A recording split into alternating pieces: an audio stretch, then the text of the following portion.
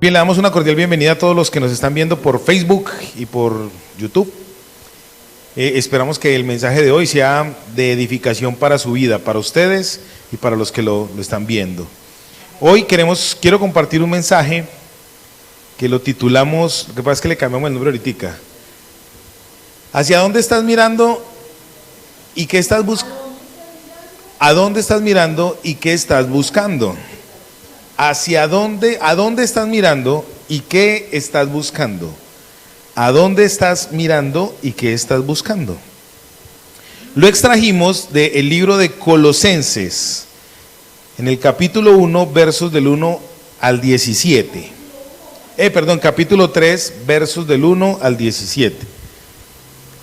Entonces, el base teológica que vamos a trabajar el día de hoy es Colosenses capítulo 3, versos del 1 al 17. Vamos a leer, para los que están viendo en pantalla, la versión Reina Valera de 1602 en la pantalla, pero después vamos a estar aquí trabajando la Reina Valera 1960. Después vamos a explicar acerca de bibliología, algunos aspectos de por qué leemos estas versiones, porque a nosotros nos gusta más o porque la trabajamos, en fin, vamos a mirar algunos aspectos. Vamos a leer en el nombre de nuestro Señor Jesucristo, con la bendición del Padre y la unción del Espíritu Santo. Amén.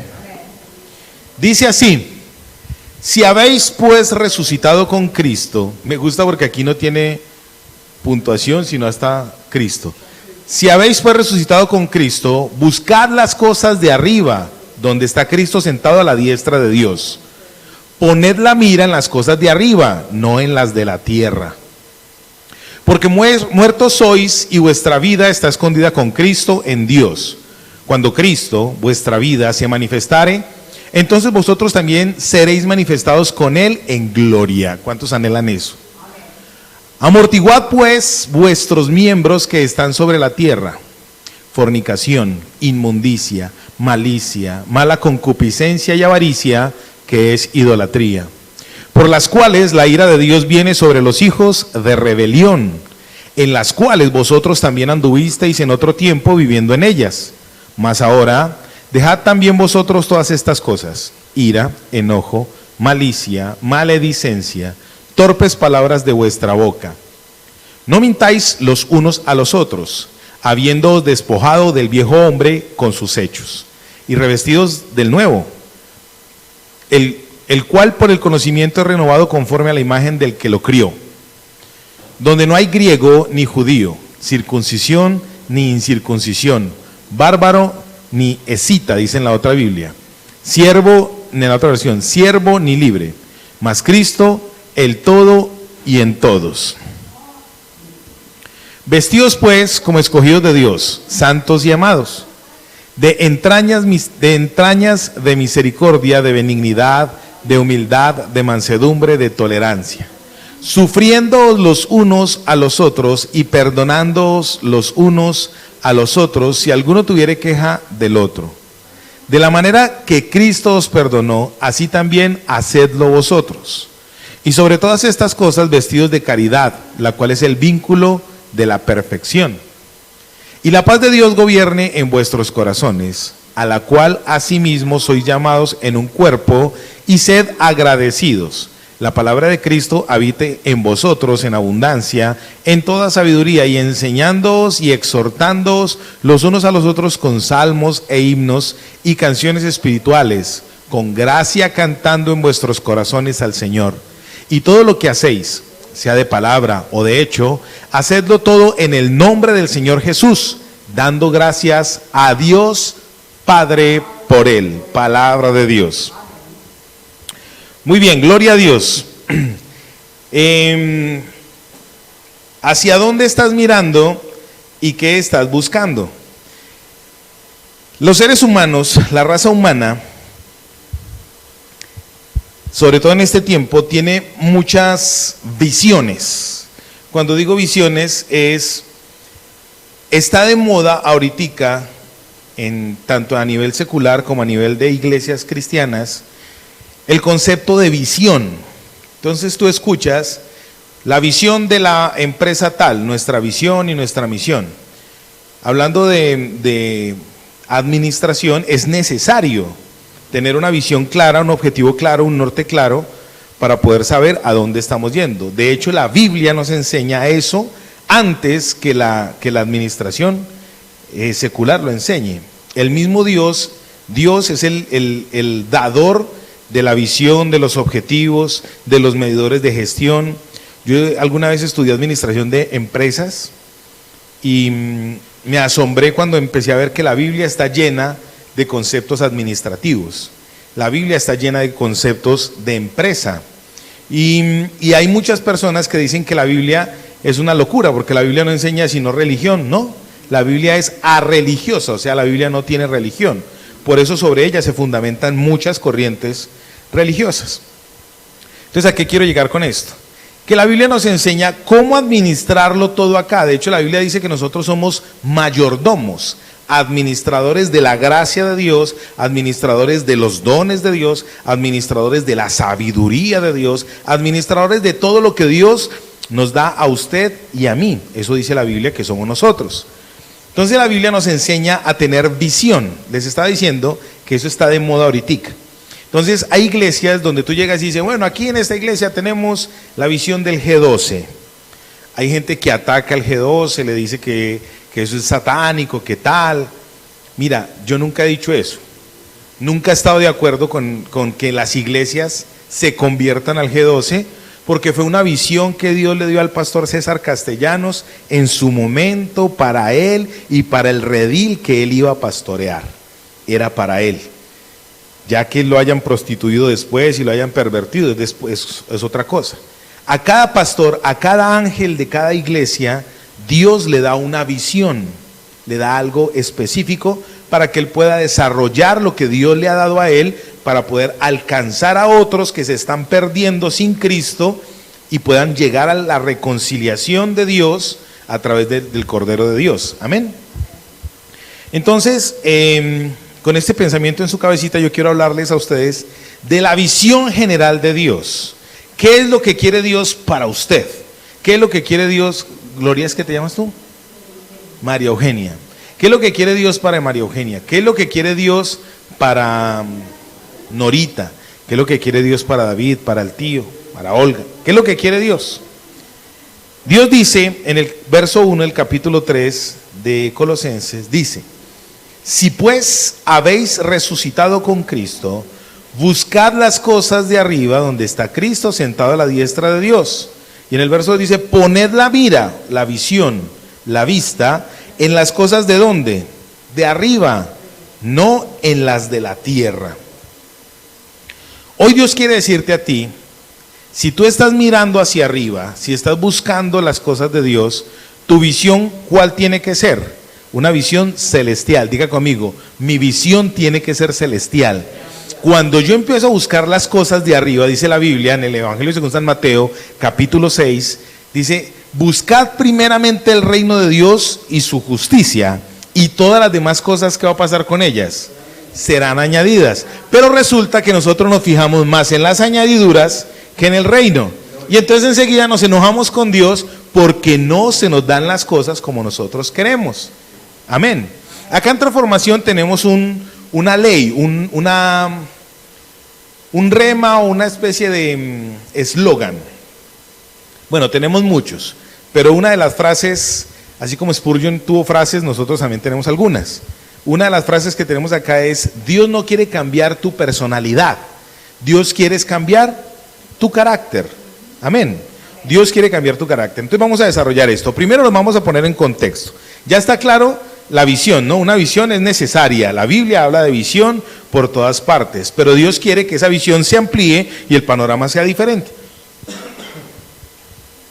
Los voy a poner en contexto. Colosenses, la epístola del apóstol San Pablo a los Colosenses se escribió, creo que fue en el segundo encarcelamiento de Pablo, cuando escribió también Filipenses, Efesios y ¿cuál fue la otra? Eran 3, y Filemón. Cuando Pablo escribió esta epístola, resulta que la iglesia de esa época, la iglesia de Colosas, era una iglesia que no era judía, era mayormente gentil. ¿Quiénes son los gentiles? El pueblo, la gente que no es judía, la gente que no es judía. O sea que para los judíos, usted y yo somos gentiles. Ellos nos tratan a usted y a mí como perros, ¿cierto? Desde hace miles de años nos tienen a los gentiles como perros. Para ellos es gente despreciable.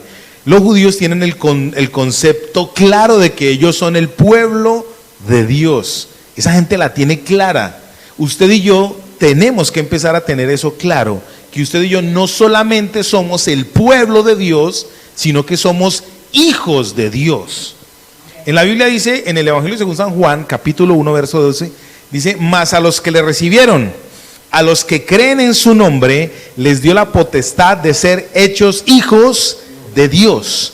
La palabra hijos en griego ahí es teknon, que es nacido de lo alto.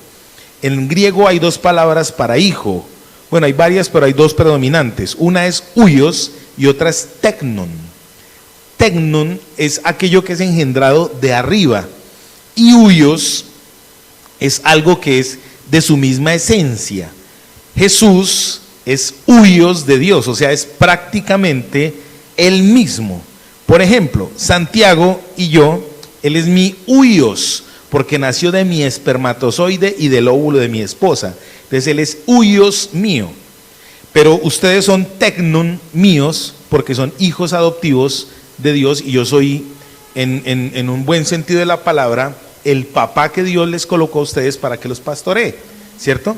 Así somos usted y yo de Dios, teknon, hijos de Dios. O sea que estamos en un nivel más alto que cualquiera, ¿sí o no? Usted y yo tenemos que empelicularnos de eso. Amén, amén. Entonces la iglesia de Colosas, en su inicio, eran mayormente judíos. Entonces no conocían mucho de lo que eran las tradiciones judías. No conocían mucho de lo que eran las tradiciones judaicas, más bien judaicas, porque era lo que ellos querían meter era la religión. La mayoría de judíos religiosos ortodoxos que pretenden, o que la gente se acerca al judaísmo, ellos pretenden que ellos asuman todo lo que es los rituales de esa religión. ¿Sí me estoy dando a entender? Listo.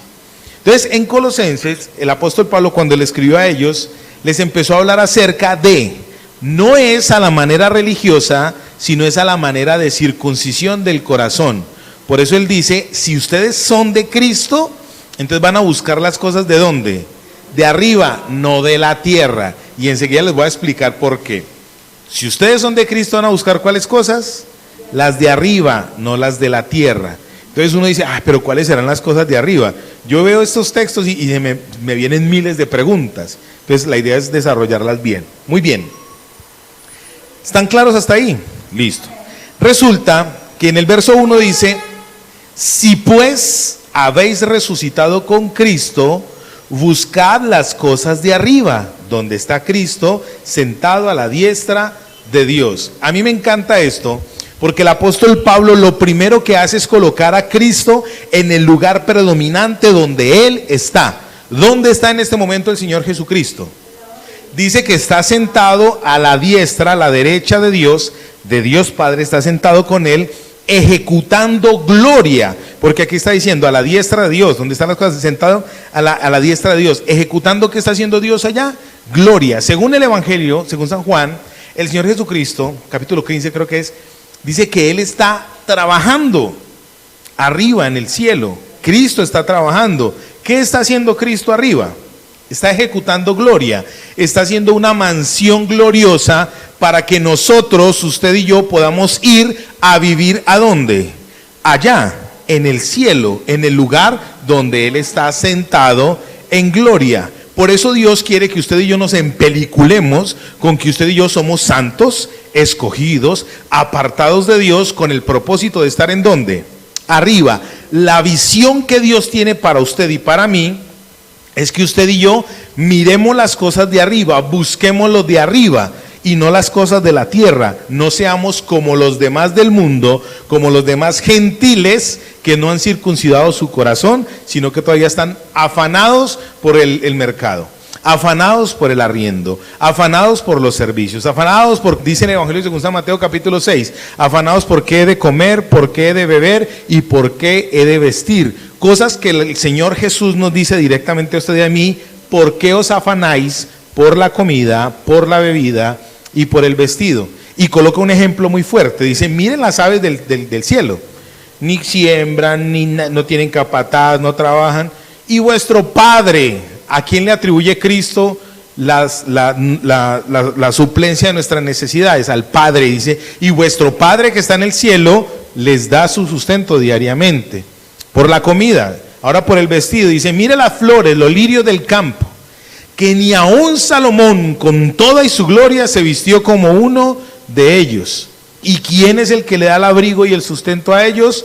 Vuestro Padre que está en los cielos. Usted y yo tenemos que empezar a empelicularnos de esta manera. ¿Están conmigo?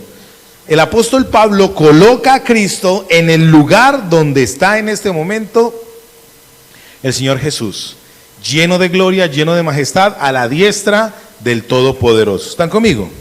Entonces dice en el verso 1, si usted está empeliculado, si usted cree que va para el cielo, entonces tiene que haber resucitado con Cristo. O sea, ese sí es como un condicional. Dice: si pues habéis resucitado con Cristo, buscad las cosas de arriba. El apóstol Pablo, Dios mismo está condicionando su resurrección, la nuestra en este momento, así hemos encontrado a Dios. Ahora, surge aquí una situación. Ese condicional está porque resulta que en esa época, en la iglesia de Colosas, se había infiltrado un virus religioso.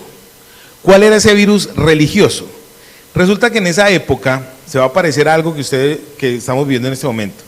En esa época, los judíos que estaban en esa región, estaban en las iglesias nacientes, en el cristianismo naciente, les querían meter el concepto judaico.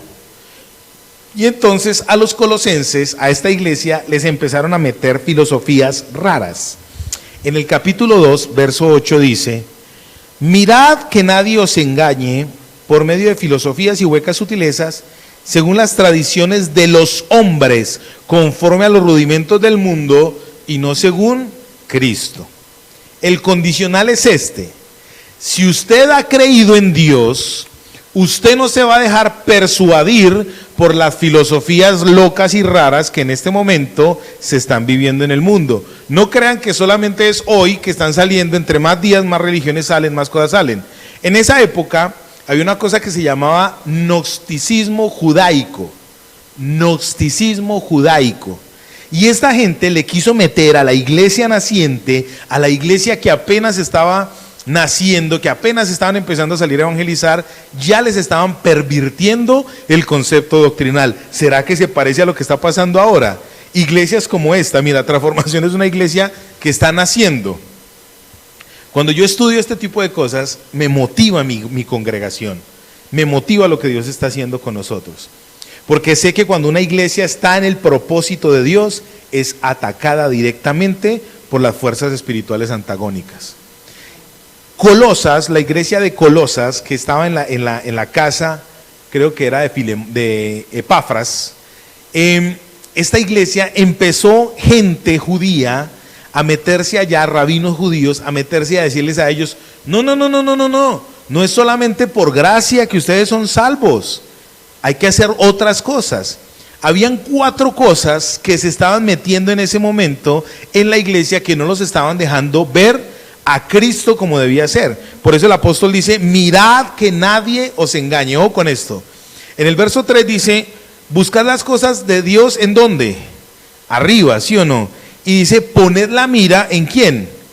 En las cosas de arriba y en Cristo. Y entonces aquí les dice: mirad que nadie os engañe. ¿Sí se dan cuenta lo importante que es tener visión? Estar atentos. Mirad que nadie os engañe por medio de filosofías y huecas sutilezas, según las tradiciones de los hombres, conforme a los rudimentos del mundo y no según Cristo. Habían 4 elementos de un virus que se quiso meter en la iglesia. El primero era la salvación por conocimiento. El gnosticismo es todo aquello que lleva al ser humano a creer que la mente lo es todo. Entonces ellos decían que la salvación se daba por conocimiento. Pues, ¿será que se parece en algo a lo que está pasando ahorita? Hay gente que le dice a usted, no, usted le dice a la gente, no, es que yo soy cristiano, yo creo en Jesucristo como Dios, como Señor, como Salvador. Y entonces la gente empieza a decirle, no, es que yo también creo en el mismo Dios. Claro, porque tiene ¿qué? Información, no tiene relación con Dios. En esa época, en esa iglesia, le estaban enseñando a la gente, algunas personas que se infiltraron, a que la salvación era a través del ¿qué? Conocimiento, no a través del sacrificio de Jesucristo, no a través del sacrificio del Cordero de Dios. Mentira satánica que quiere desvirtuar el sacrificio magno, grande, todopoderoso que hizo Jesucristo para que usted y yo pudiésemos tener vida y vida en abundancia y eternidad junto con Él, sentado en donde, dice la Biblia, con Él, en los lugares ¿qué? Celestiales. Por eso Dios dice que usted y yo tenemos que poner los ojos en Jesús para que Él nos esconda. En este verso dice que nosotros estamos escondidos con Cristo en Dios. ¿Dónde estamos usted y yo según Dios? Arriba. Ya estamos en la eternidad, ya estamos con Él. Pero usted y yo somos los que todavía no estamos viviendo en ese estado. Todavía estamos acá, ¿en dónde? Muy terrenos. La carne es muy difícil, así que vamos a hablar de esto. Para allá vamos. ¿Qué hay que hacer con ella? ¿Qué hay que hacer? Dime, amor. Algo muy importante es que él primero, antes de llegar a esta parte, Pablo le dice a los colosenses, pues en otras, a ellos que tienen que saber quién era Cristo, quién es y a qué vino. Si nosotros no entendemos eso, amén. El fundamento, él a los colosenses les va a enseñar, porque la herejía era fuerte. Entonces, o sea, las doctrinas, y no es nada, y es lo mismo que ahora. Usted va a encontrar un mundo de iglesias, un mundo de predicadores, un mundo de personas que, sabiendo que usted conoce de Jesucristo, vienen y que a enseñarle otra vez de Jesucristo. Sí, a reevangelizar. Si usted sabe quién fue Jesucristo, quién es y cuál fue la misión que él vino a cumplir, a hacer acá, a usted ¿por qué lo tienen que mover de donde está? Sí, total. Bueno, muy bien. La salvación era ¿por qué? Por conocimiento. Ahora, la salvación según Efesios capítulo 2 verso 9 es ¿por qué? Por gracia. Dice, y esto no de ustedes, pues es don de Dios, es un regalo de Dios. Dios quiere manifestarse a través de la persona de Jesucristo para que usted y yo tengamos el conocimiento de la verdad y la verdad nos traiga libertad. Amén. Entonces en esa época se estaba filtrando ese virus de la salvación a través del conocimiento. Una vez estaba yo en Bogotá y vi una iglesia que decía iglesia gnóstica cristiana del Nuevo Mundo.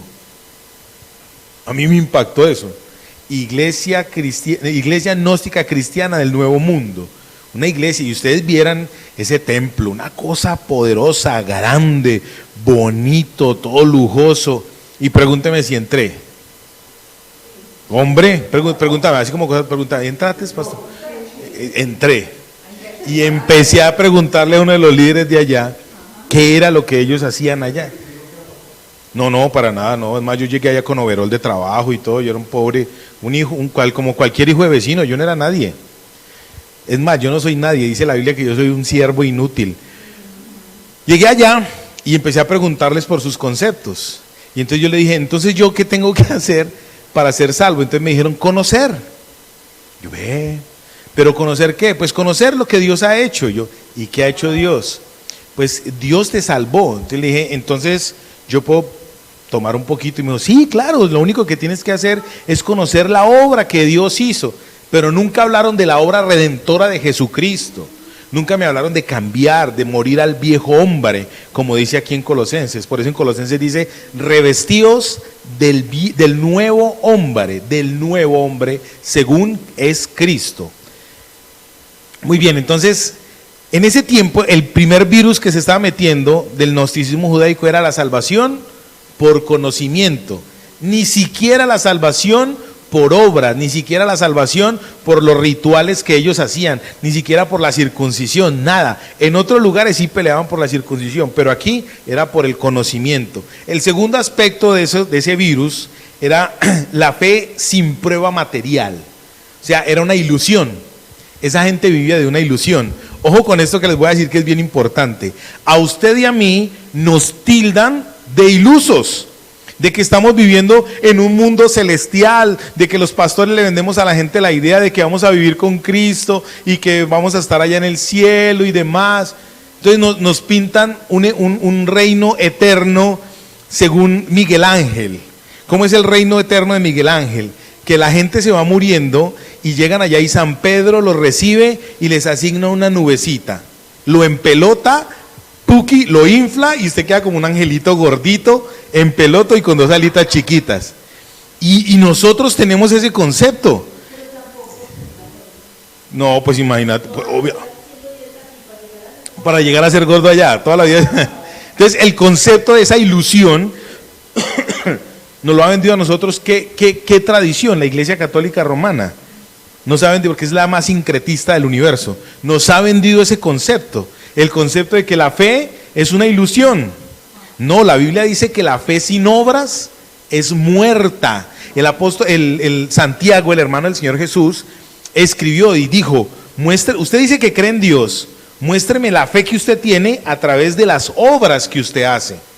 Entonces hay gente que dice: ay, entonces es que yo tengo que hacer para poder creer. No, usted muestra su fe, su pistis, su inclinación, su seducción, lo que a usted lo ha ¿cómo se dice? Amor, pistis.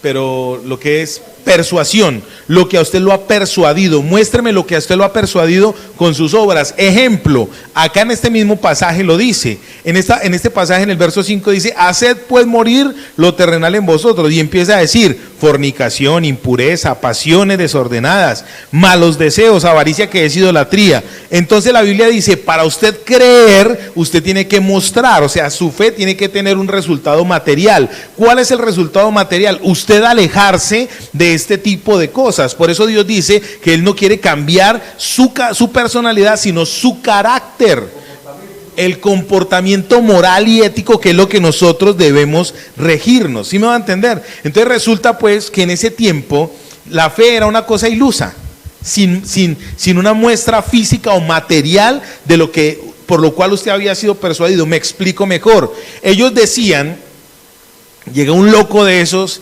y cuando el Señor Jesucristo murió y resucitó, dice en la Biblia, y textualmente lo dice, que cuando Cristo murió, el velo del templo se rasgó de arriba abajo, hubo temblores y se abrieron tumbas y hubo resurrecciones. Esa gente decía que esas resurrecciones eran de todo el mundo. No, la Biblia dice que fueron unos cuantos santos justos que Dios permitió que ellos nacieran. Dios es soberano, Él sabe cómo hace. En ese tiempo se estaba implementando que la fe era lo que ahora se dice: confieso. ¿Cómo es que dice Luisa? Ali. Manifiesto. Mira, no está mal tú profetizar lo que dice la Biblia. No está mal profetizar sanidad para tus hijos. No está mal profetizar prosperidad para tu vida en Cristo. No está mal proclamar la sanidad para tu vida en Cristo. Eso no está mal, porque eso es fe, la persuasión de lo que Dios me está llenando a mí, y eso se tiene que cristalizar. Eso no está mal. Lo malo es que le han enseñado a la gente, le han manipulado el brazo a la pobre gentecita, a las pobres ovejas, y todos los pastores pagamos por eso, todos, absolutamente todos, porque la gente ya generaliza. Algunos locos les ha dado por decir que pacte 1 millón de pesos y Dios le va a dar 10 millones de pesos. Eso es una fe ilusoria, una ilusión. Están engañando a la gente. Ese virus que se está viviendo hace 2000 años, ¿será que se está viviendo actualmente? Totalmente. Y Dios nos está diciendo a usted y a mí: si ustedes han resucitado en Cristo, entonces tienen que tener cuidado de ese tipo de cosas. Por eso dice: mirad que nadie os engañe con ese tipo de sutilezas. Mira, yo he visto más de un apóstata de la fe que se han visto frustrados, porque alguna vez un pastor loco le dio por decir, traiga las escrituras de su casa y las pone en el altar, traiga las llaves de su carro y los pone en el altar, y la gente se ha quedado frustrada porque trajeron su plata y van y dicen después que los pastores son unos ladrones. En Estados Unidos hay mucho eso. Aquí no, aquí en Colombia no.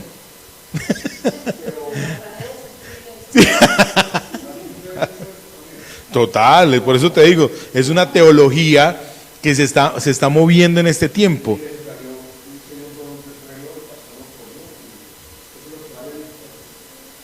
Imagínate, bueno, enseguida en algún momento vamos a hablar acerca de los diezmos, las ofrendas, las dádivas, lo que se da.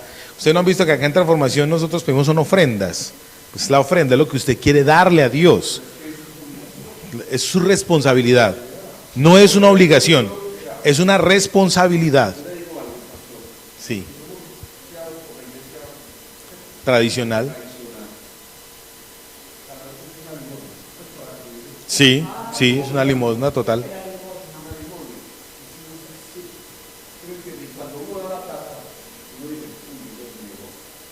Porque automáticamente, ¿qué hizo?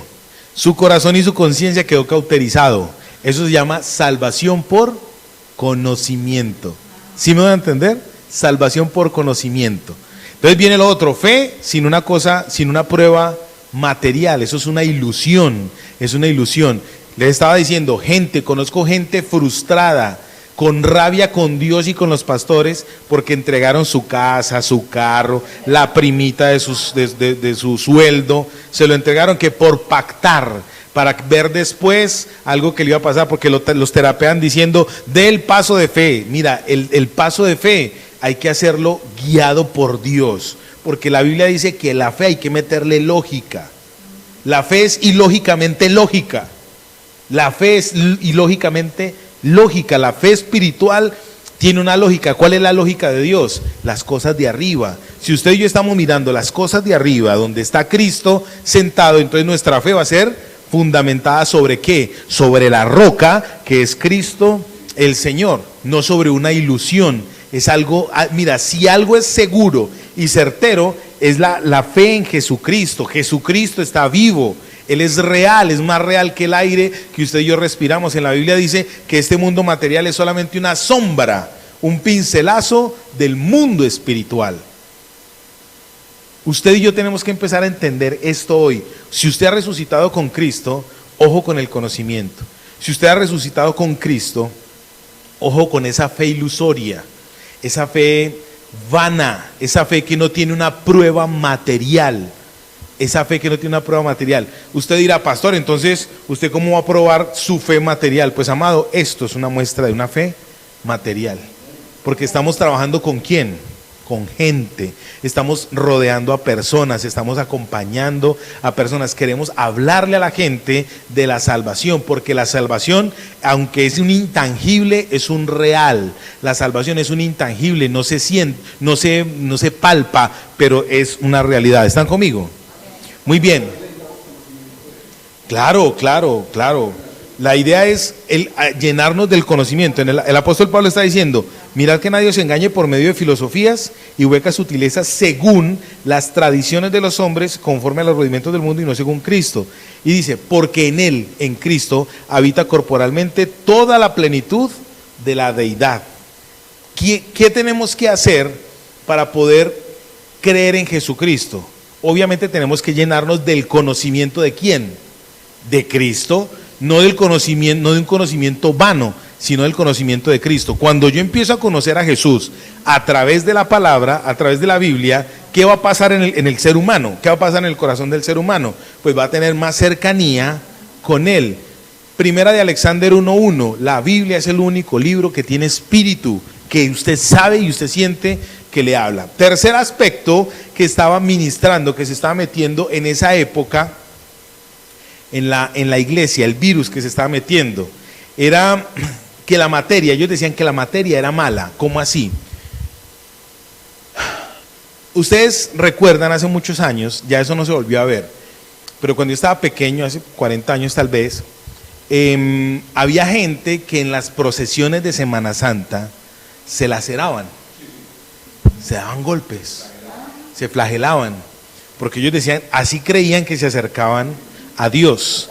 En Popayán era mucho donde hacían esas procesiones. En Centroamérica hay un país donde en Guatemala es, yo sé que en Centroamérica hay un país donde incluso se crucifican y demás, por eso se crucifican y demás. Entonces, esta enseñanza gnóstico-judía, judaica, enseñaba que al cuerpo había que flagelarlo por amor al espíritu. O sea, ellos prohibían que la gente se comiera un buen plato de comida, que porque había que flagelar el cuerpo. Ojo con esto. Prohibían, dice la Biblia, que prohibían a los hombres que se casaran.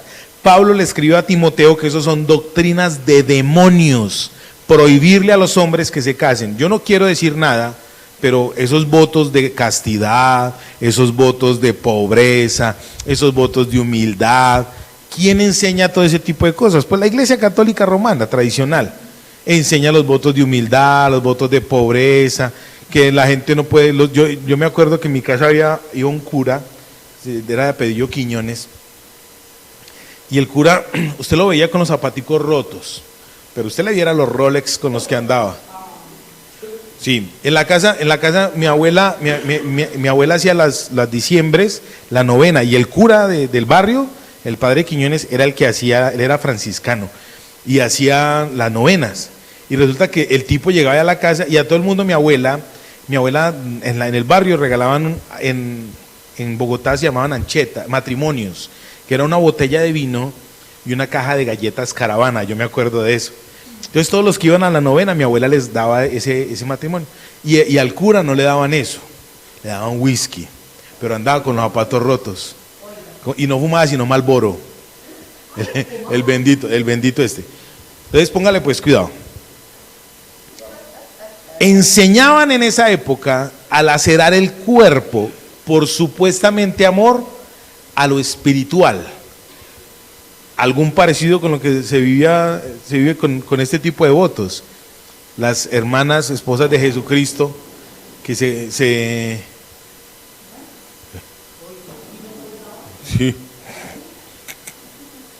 Ay, hola, ¿qué más? ¿Qué tal? Muy bien, las supuestas esposas de Jesucristo, hermanas que tienen un corazón. Mira, yo admiro a los sacerdotes, yo admiro a las sores, a la sorpresa y a todas estas, yo las admiro porque tienen una fe sincera, pero están sinceramente equivocados, totalmente. Muy bien, el apóstol Pablo entonces le escribe a los colosenses diciéndoles esto: ojo con ese tipo de filosofías, porque esas filosofías no te están llevando a las cosas de arriba, sino ¿a dónde?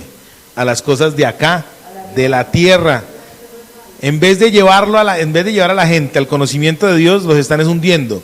La Biblia es arreligiosa, la Biblia no le gusta la religión, a Dios no le gusta la religión, a Dios no le interesa. Mira, ¿por qué el Señor permitió que hace 3500 años se levantara Moisés y enseñara todo acerca de los sacrificios? Porque era una forma de enseñarle gráficamente a la gente que así era que iba a venir el Cordero de Dios, Jesucristo, a morir para quitar el pecado que usted y yo practicamos.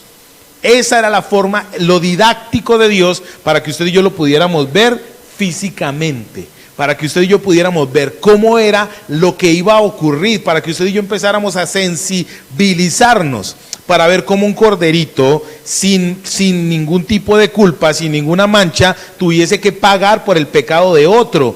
Ese es nuestro Señor Jesucristo, el Cordero de Dios, que fue inmolado por usted y por mí en la cruz del Calvario. ¿Para qué? Para que tuviésemos entrada libre al cielo sin necesidad de conocimiento, sin necesidad de una fe ilusa, una fe mentirosa, sin necesidad de lacerar el cuerpo, sin necesidad. ¿Sí me explico? ¿A quién no le gusta comerse un buen pedazo de carne? Puede que me sacrifiquen, que me crucifiquen, que me digan carnal, lo que quiera. Yo me tomo una cerveza cero, de esa que no tiene alcohol. Una carne con una cerveza o con un refajo, eso está muy rico. de una cosa deliciosa. Estuvimos en Bogotá, mi esposa y yo creo que nos vamos a condenar con mi familia, porque nos fuimos para Bogotá y entramos a un restaurante en Bogotá, hermana Norita, en Bogotá. Fuimos a un restaurante en Bogotá y pedimos una picada de carne a la llanera. Y enseguida yo dije, tráigame 2 cervezas y una colombiana grande. Hicimos un refajo. ¡Ja! Pregúnteme si eso sabía rico. Y Dios se enojó conmigo por eso. Y empezó a mirar, ¿sí se enojó conmigo? Muy bien. Entonces hay que eliminar ese concepto.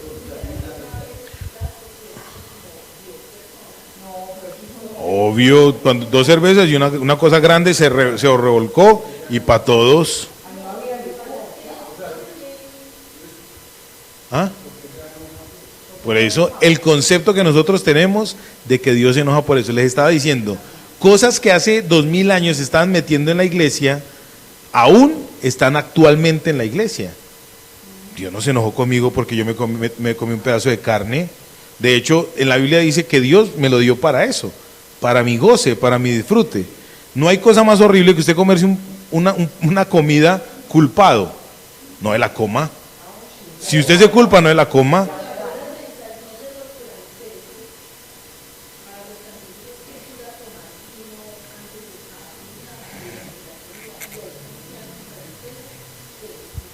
Sí, genial. Entonces, mi cultura es rola.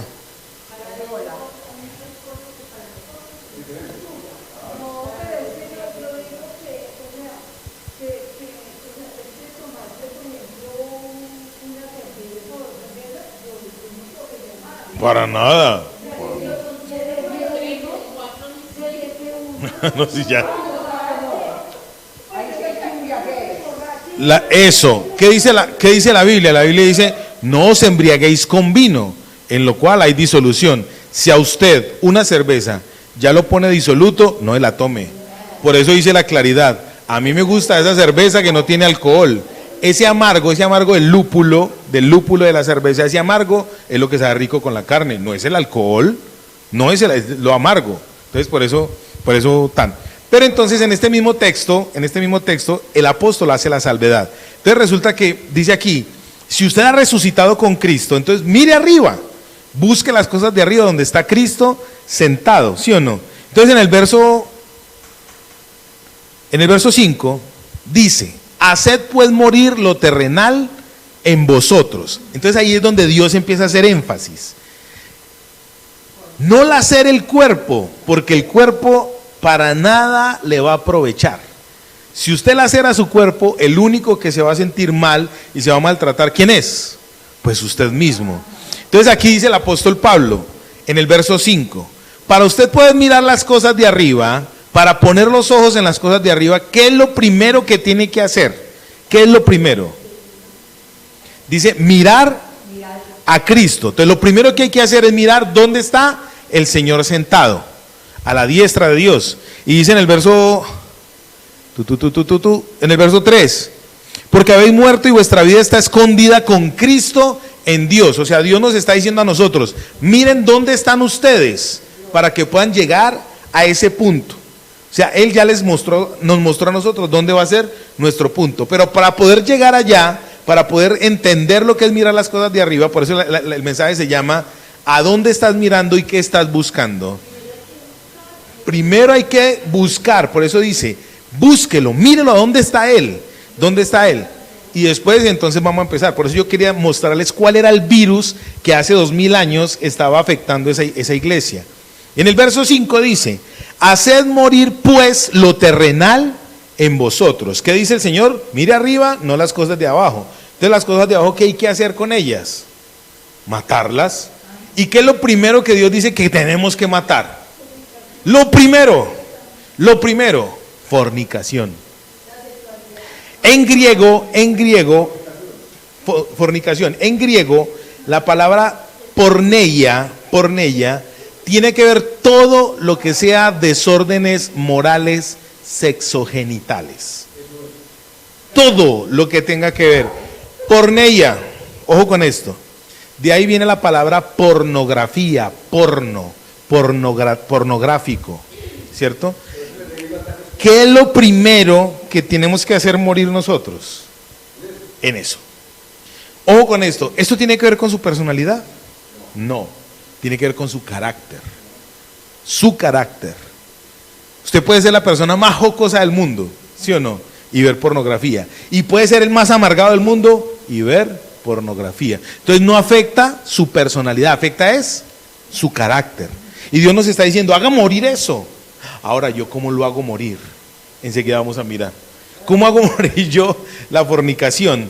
Ojo pues con esto, mis amados santos de Dios. Dice, haced pues morir lo terrenal en vosotros. Y comienza con lo primero, fornicación, coma. Porneia, todo lo que tiene que ver con inmoralidad sexogenital. Luego dice, impureza.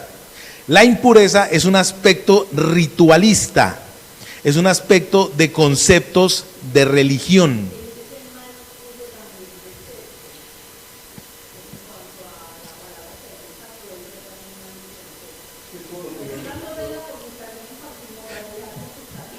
Sí. Bueno, la impureza es todo tipo de perversidad, todo tipo de perversión, todo lo que es dañado, todo lo que es nocivo, todo lo que... Eso es, ¿en dónde está? En nuestra naturaleza. Y la moral es una moral impura, una moral pervertida. Por ejemplo, yo creo que es a nivel mundial, a los políticos, esa gente, dicen la mayoría, no puedo decir que todos, pero es la fama que tienen, que esa gente está moralmente corrompida, son impuros, impuros. Pero el concepto aquí sobre todo es en la parte espiritual. Hasta ahí estamos bien, ¿sí o no? Muy bien, esto es muy fácil de entender. Impureza, pasiones desordenadas. Enseñar esto es lo mismo que decir, enseñar acerca de qué es bendición o qué es maldición. Uno se puede desgastar diciendo que es bendición etimológicamente, la raíz dice que es una palabra compuesta, pero usted sabe que es bendición, usted sabe que es maldición. Entonces cuando usted lee este tipo de cosas, es una cosa sencilla de explicar o no, o de entender, no, aquí no hay una cosa complicada, para nada. Dice así, pasiones desordenadas, malos deseos, este me gusta mucho, avaricia, que es idolatría.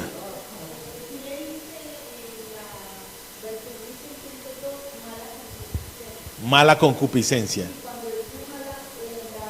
malos deseos. Las concupiscencias es ese deseo instintivo animal, carnalito, que casi siempre está en la gente. Gracias a Dios, dice la Biblia, si usted y yo hemos resucitado en Cristo, este tipo de cosas, dice más adelante, ustedes lo practicaban en otro tiempo, que para allá voy. Bueno, muy bien, avaricia, ¿qué es? Idolatría. La avaricia, uno siempre se imagina al tipo gordo, lleno de plata y con ganas de más plata, ¿sí o no? ¿O no? Sí, en sí es idolatría, ¿cierto? Pero la avaricia, la palabra avaricia en el griego tiene una figura de comezón. Sí, sí, por ejemplo, avaricia es que usted tiene 10 pares de zapatos y los ve poquitos y le da comezón y se quiere comprar otro par. ¿Sí o no? ¿Lo entendió?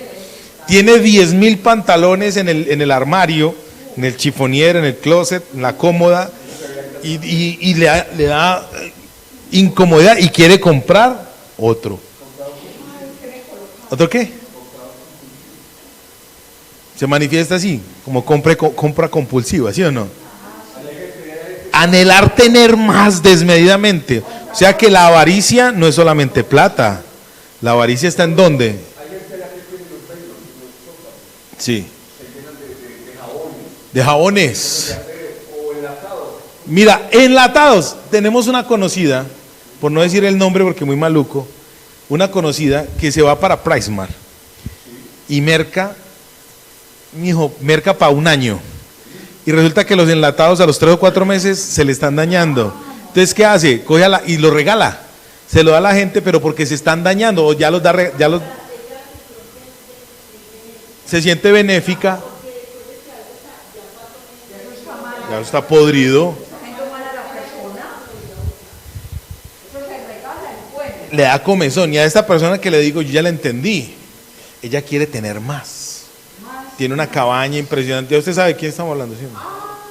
Y ahí mismo empieza quiere más, ¿listo? Muy bien. Claro, entonces ya entiendes por qué la comezón de querer más. La avaricia es algo insaciable, es un amor insaciable a algo. Entonces por eso dice la Biblia que es idolatría. ¿Qué es idolatría? Todo aquello que quita a Dios del primer lugar de mi corazón.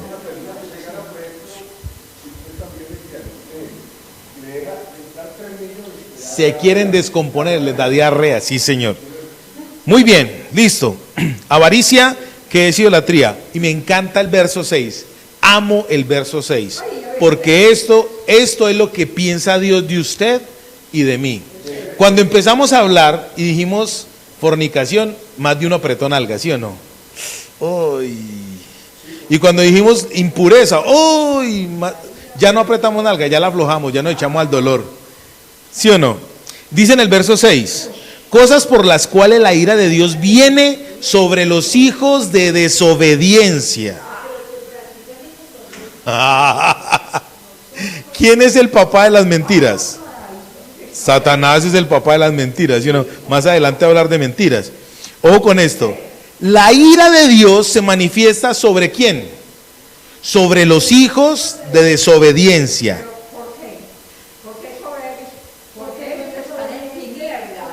¿Por qué se manifiestan los hijos de desobediencia? ¿Cuál es el pecado original de la raza humana? La desobediencia. Dios le dijo a Adán y a Eva, no coman. ¿Y qué hicieron ellos? Comieron. Desobedecieron al mandato divino, al mandato de Dios. Ojo con esto. Verso 7 es fenomenal. Voy a volver a leer el 6 y el 7. O sea, si usted y yo no hacemos morir la fornicación, no hacemos morir la impureza, no hacemos morir las pasiones desordenadas, los malos deseos y la avaricia que es idolatría, si no la hacemos morir, ¿qué va a pasar? ¿Y qué va a pasar? ¿Qué va a pasar con esto? Si usted y yo no la hacemos morir, la ira de Dios se va a manifestar. No vas a perder tu salvación, pero la ira de Dios se va a manifestar. ¿Qué?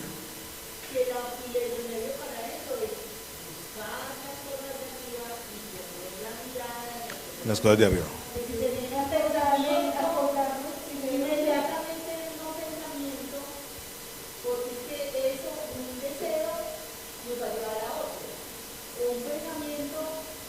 Una mentira lleva a otra.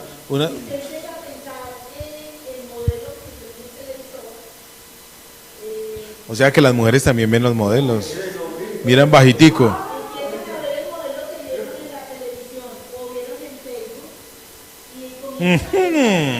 Facebook. Ahí mismo.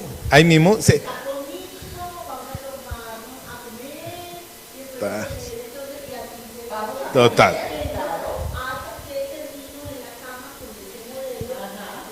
Así es, totalmente. Muy bien. Si yo no hago morir eso, entonces la ira de Dios viene sobre los hijos de desobediencia. No dejamos de ser hijos, pero somos desobedientes. Entonces, si usted y yo buscamos el cielo y miramos para arriba, las cosas terrenales no nos van a afectar. Usted dirá, pastor, ¿qué va a decir usted bobadas que eso no se puede hacer? Amados, sí se puede. Yo se lo digo con autoridad, porque he hecho tanto lo malo como lo bueno. Por eso les digo, sí se puede. Que es durito y que es fuertecito, sí se puede. Pero en la Biblia dice, gracias doy a Dios por Jesucristo, porque en Él yo soy más que vencedor. Verso 7 dice, en los cuales vosotros también anduvisteis en otro tiempo, cuando vivíais en ellas. ¿Esto es glorioso o no es glorioso? Primer aspecto, para poder buscar las cosas de arriba y poder mirar las cosas de arriba, las tengo que mirar en el tiempo que Dios las ve. ¡Ja! Sí, Señor. Las tengo que buscar y las tengo que mirar en el tiempo que Dios las ve. ¿Cómo ve Dios esa fornicación que usted acabó de cometer? En el pasado. Dice, cuando usted vivía en ellas. Cuando usted lo practicaba anteriormente. Lo primero que usted tiene que empezar a hacer es entender eso. Si usted no empieza a ver las cosas como Dios las ve, usted va a seguir en la práctica permanente de eso. Usted tiene que mirarse como un libre. Esto no es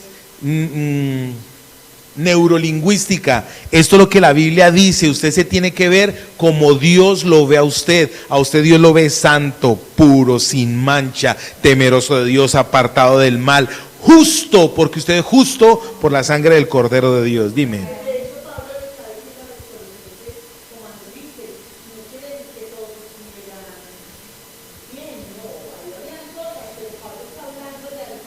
Así es. Dios los está viendo a ellos como Él los tiene en ¿dónde? En Cristo. ¿Sí me estoy dando a entender? Listo. Para Dios mi futuro ya es pasado. Y usted y yo todavía amargados porque nos estamos comiendo una morcilla, una carne. Usted y yo amargados porque, ¿sí me va a entender? Dice así, verso 8, pero ahora dejad, ojo pues con esto. Primero dice, haced morir. ¿Qué hay que hacer? Lo primero que hay que hacer, las obras. Dios sí nos pide unas obras a usted y a mí, no para ser salvos, no, sino para evitar la ira de Dios. ¿Qué es lo que nos pide Dios a usted y a mí? Entonces dejar morir, matar estas cosas. Y ahora dice, deje también estas otras cosas. Ojo con esto, verso 8. Pero ahora, dejad también vosotros todas estas cosas. ¿Cuáles? Ay, ay, ay. Ay, ay, ay. Malicia. Ay, ay, ay. Blasfemia. Palabras deshonestas de vuestra boca. Dice en el verso 9. No mintáis los unos a los otros, habiéndoos despojado del viejo hombre con sus hechos. O sea que Dios sí nos exige que hagamos algo, pero no para salvación, sino para beneficio de su carácter, de mi carácter. O sea que la Biblia dice, el que era alegre, el que era así efusivo, sanguíneo, colérico, el que es así según los temperamentos en los cuales nos encasilló la psicología, el que es contento, el que es jocoso, sígalo siendo, pero sin mentir. El que es serio, introvertido, tranquilo, sígalo siendo, pero sin mentir. El viejo hombre es el que le gusta ver pornografía. El viejo hombre es el que le gusta tener relaciones sexogenitales a diestra y a siniestra. El viejo hombre es el que piensa cochinadas en todo momento. El viejo hombre es el que está viciado. Por eso la Biblia dice que está ¿qué? Viciado, ¿sí o no? Y dice, vestido, el verso 10, y revestidos del nuevo. Dime, mijo. Eso está en la carne. Satanás no tiene que ver nada ahí. Eso está en la carne. Por eso aquí dice, haced pues morir lo terrenal. Aquí no está hablando de nada demoníaco. En el texto no está hablando nada demoníaco. Está hablando de las obras. Esto es usted y yo. Mira, Satanás ya está vencido. Nosotros tenemos un enemigo vencido. Sino que usted y yo le damos poder y potestad para que él se pueda mover. Totalmente. Ellos oprimen, póngale pues cuidado. En la Biblia dice, mi esposa se sacó unos devocionales espectaculares una vez, y uno de ellos, que lo escuché en estos días, nuevamente retomando eso, en el libro de Santiago dice, no os engañéis, ninguno es tentado de parte de Dios, sino que de su propia concupiscencia es seducido y atraído. Los demonios, ¿qué hacen? Le colocan el cebo. Le colocan el cebo. Y entonces usted, cuando no hace morir lo terrenal, ¿qué hace?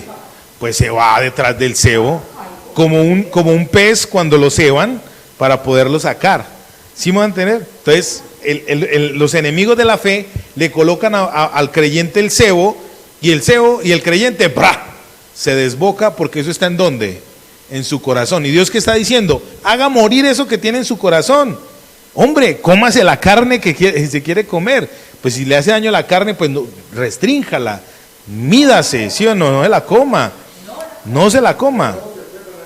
Pero en la Biblia dice, coma, dele gracias a Dios por todo. Y léale el libro de los Hechos capítulo 10 para que se dé cuenta. Muy bien, en la Biblia dice, Romanos capítulo, creo que es 14, verso 16.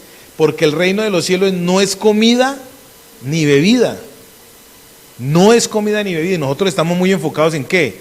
Porque a nosotros nos han enseñado religión, no espiritualidad. ¿Listo? Verso 10. Revestidos del nuevo hombre, del nuevo, el cual conforme a la imagen del que lo creó, ojo con esto que esto es poderoso, se va renovando hasta el conocimiento pleno. Cuando usted llega a Jesucristo, usted no llega y de una vez, ya usted es perfecto. No, señor. La palabra renovar quiere decir hacer nuevo cada momento. Cuando usted llega a Jesucristo y empieza a buscar las cosas de arriba y empieza a mirar las cosas de arriba, pues resulta que usted ya ve algo que en otro tiempo lo seducía. Ejemplo, el que le gustaba ver pornografía, ya la va a ver y entonces se renueva, lo hace nuevo. ¿Qué es hacer nuevo? Pues no la miro. El que mentía, pues ¿qué va a hacer? Ya no miento porque me tengo que hacer nuevo. Por eso la Biblia dice revístase. El prefijo re quiere decir que ya existía, ya era. Re es de repetir, de iterar, o sea, ya existía. Dios quiere que usted, ¿qué haga? Se renueve. ¿Cómo voy a mirar yo las cosas de arriba? ¿Cómo voy a poner los ojos en las cosas de arriba? Pues renovándome, haciendo algo nuevo. ¿Y qué es hacer algo nuevo? Mira, hay rutinas que son buenas. Una vez escuché a un hermano pastor norteamericano que enseñaba, hay que hacer rutinas nuevas. Entonces aquí como el concepto de rutina es algo que es fastidioso, ay tan rutinario, ay tan cansón. Hay rutinas, algo que hay que hacer y que es bueno. Por ejemplo, si usted deja de bañarse 3 días, ¿a qué huele al tercer día? ¿Y será que bañarse es rutinario? Pues claro, porque hay que hacerlo mínimamente una vez diaria, mínimamente una vez diaria. Hay países donde, pues por el frío y otras cosas y por cultura, pero le digo pues que la Biblia habla de bañarse con aguas corrientes. La Biblia enseña eso, hay que bañarse la pájara con aguas calientes, con aguas corrientes. La Biblia lo enseña. Muy bien, revestirnos, que quiere decir que el vestido ya estaba. Cuando Adán y Eva pecaron, esto nos remite al Génesis. Cuando Adán y Eva pecaron, dice la Biblia que ellos estaban vestidos de una luz natural que provenía de Dios. Pero cuando pecaron, se vistieron de túnicas, se hicieron túnicas de hojas. ¿Ellos qué buscaron? Lo natural. Ellos buscaron lo terrenal, lo que tenían ahí a la mano. ¿Y qué hizo Dios? Dice la Biblia que descendió el Señor, como normalmente ocurría y acontecía, Él bajaba al atardecer a hablar con ellos y le preguntó, Adán, ¿dónde estás? Ay, Señor, me escondí porque tuve miedo porque estaba desnudo. El Señor lo acusó. Maldito pecador, te dije que no... ¿Quién te enseñó? El Señor empezó a indagarlo, a decirle, mire, eso es su carácter lo que se dañó. ¿Quién le enseñó que estaba desnudo? ¿Comiste del árbol? La mujer que me diste. ¿A quién le echó la culpa a Adán? No, le echó la culpa a Dios. La mujer que me diste, usted sí es, le echó la culpa a Dios.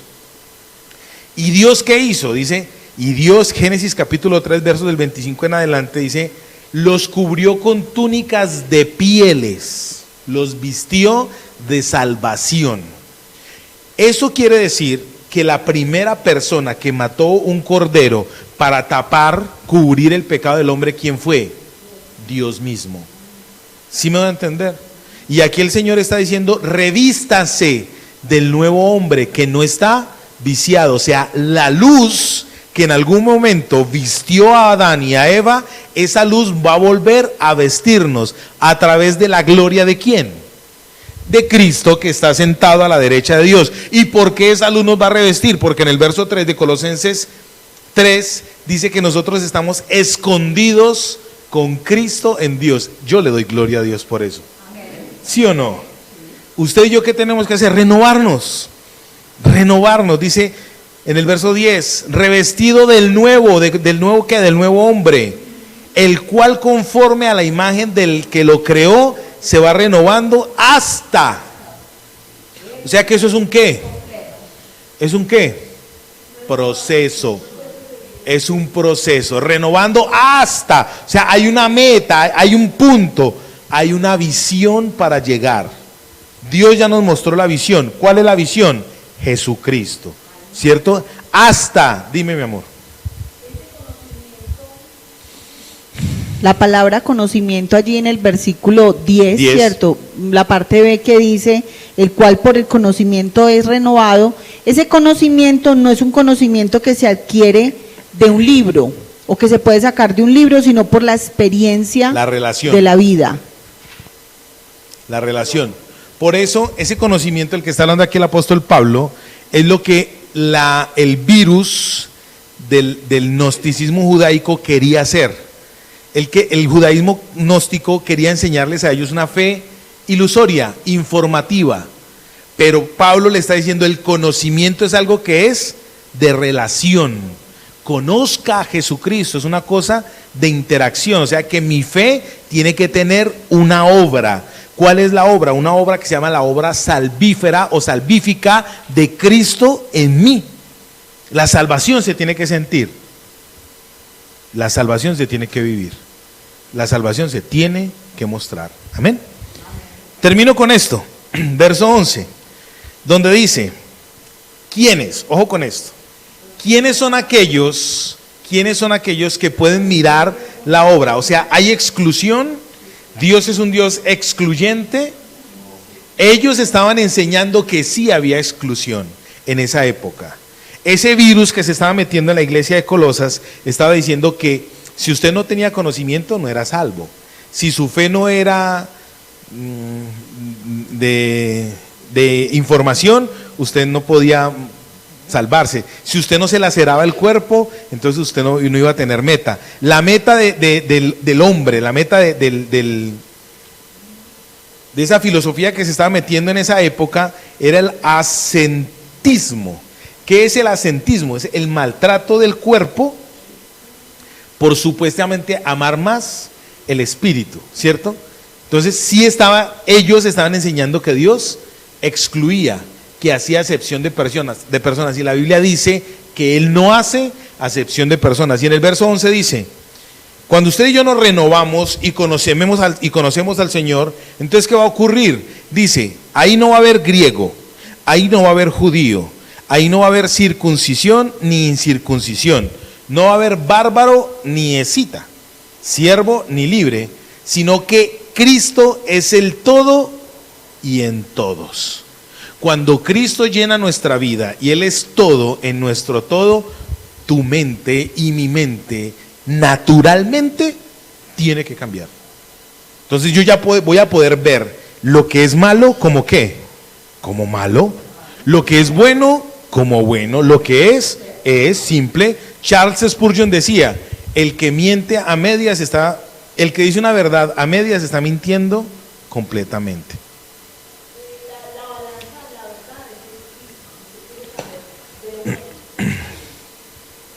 Si usted quiere saber qué es bueno y qué es malo, la balanza es en Jesucristo. O sea, usted tiene que acudir a Él, tener una relación con Él y preguntarle a Él.